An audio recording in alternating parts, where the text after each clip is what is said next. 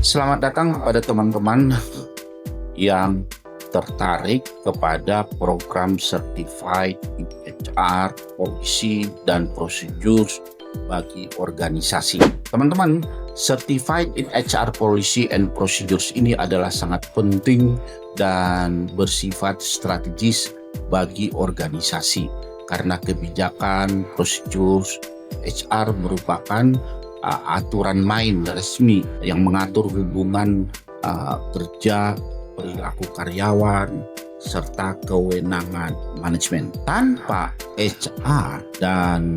HR polisi maksud saya, dan prosedur yang jelas dan terstandar, maka akan terjadi keputusan HR yang tidak konsisten. Risiko konflik dan sengketa akan meningkat, serta organisasi akan rentan terhadap pelanggaran hukum, dan begitu menyedihkan lagi adalah HR sulit bertindak tegas dan adil. Oleh karena itu, HR Policy dan Prosedur adalah fondasi dari tata kelola SDM atau yang disebut dengan HR Governance. Mengapa Certified Program HR Policy and Procedures ini sangat penting? Nah, saya mau menceritakan sedikit beberapa alasan mengapa ini sangat penting. Karena yang pertama, menjadi landasan hukum dan kepastian aturan.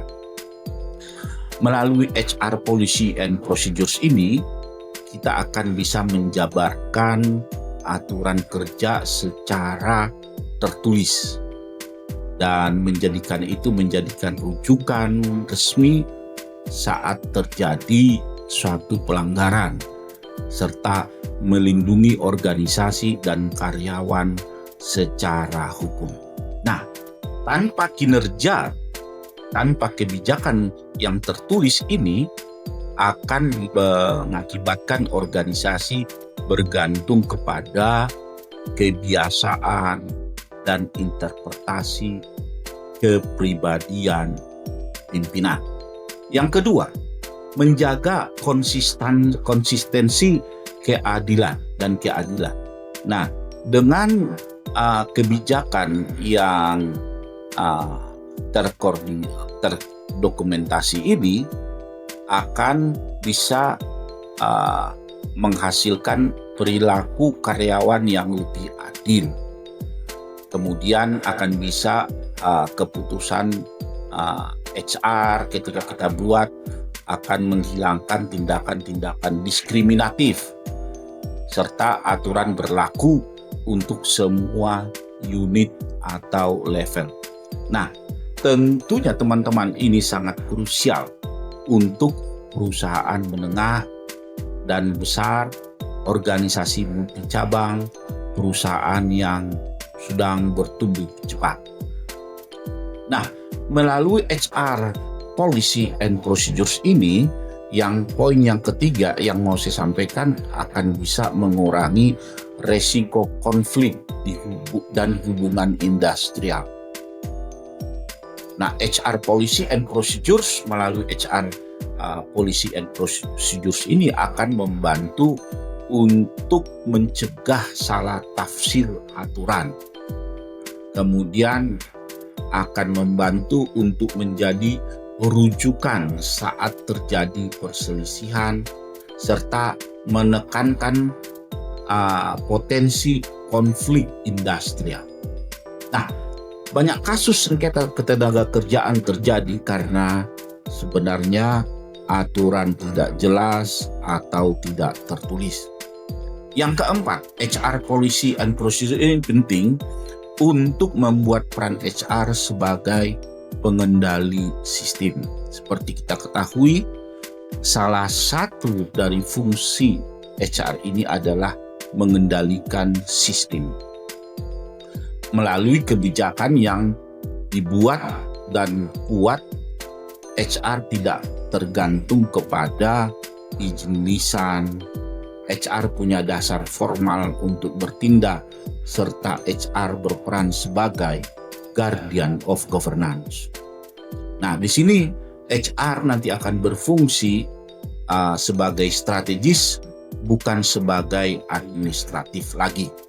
Yang kelima, HR policy and procedures ini penting untuk mendukung audit compliance, ya.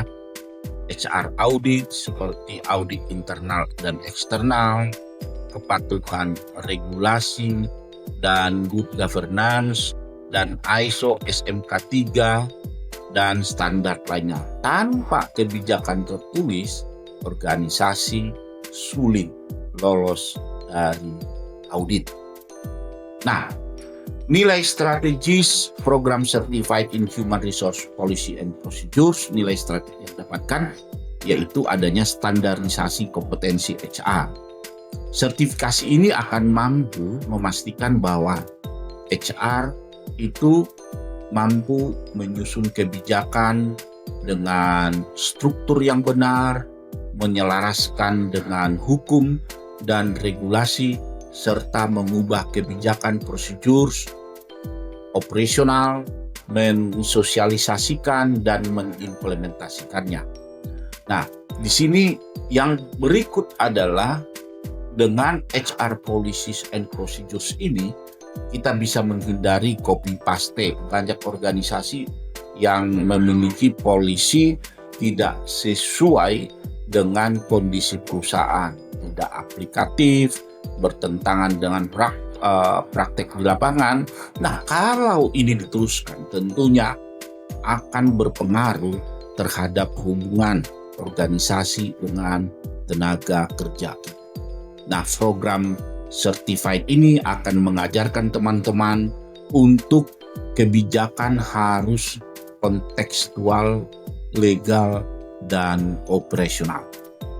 Nah, apa saja yang akan dipelajari? Tentunya yang akan dipelajari dalam Certified HR Policy dan Procedures ini adalah konsep dasar HR Policy and Procedures. Itu modul satunya. Nah, di modul 1 ini kita akan membahas yang disebut dengan perbedaan policy, procedures, SOP, guideline. Kita juga akan mempelajari fungsi kebijakan HR dalam HR governance dan hierarki dokumen HR. Di modul kedua, nanti teman-teman akan mempelajari yaitu regulasi dan aspek hukum ketenaga kerjaan. Nah, di sini di modul 2 ini nanti ada 3 poin yang ditekankan di situ, ya. Poin pertama, prinsip dasar hukum ketenaga kerjaan dan keterkaitan kebijakan internal dengan regulasi dan resiko hukum akibat kebijakan yang salah. Di modul ketiga nanti teman-teman akan mempelajari penyusunan HR policy yang efektif. Nah, di sini ada 4 penekanan penting, yaitu yang pertama, struktur dan format HR policy, kemudian bahasa kebijakan yang jelas dan legal, serta prinsip keadilan dan non-diskriminatif. Dan yang terakhir, poin yang terakhir yang kalian pelajari nanti di situ adalah alignment dengan visi, budaya, dan strategi bisnis. Nah, di modul keempat nanti teman-teman akan mempelajari yang disebut dengan penyusunan HR procedures dan SOP. Di sini ada 2 penekanan yang kita pelajari, menerjemahkan policy ke SOP, bagaimana kita menerjemahkan policy ke SOP, kemudian flow proses HR, ya. Dan yang modul yang kelima, ya, di sini ada yang akan kalian pelajari nanti area kebijakan HR yang umum disusun.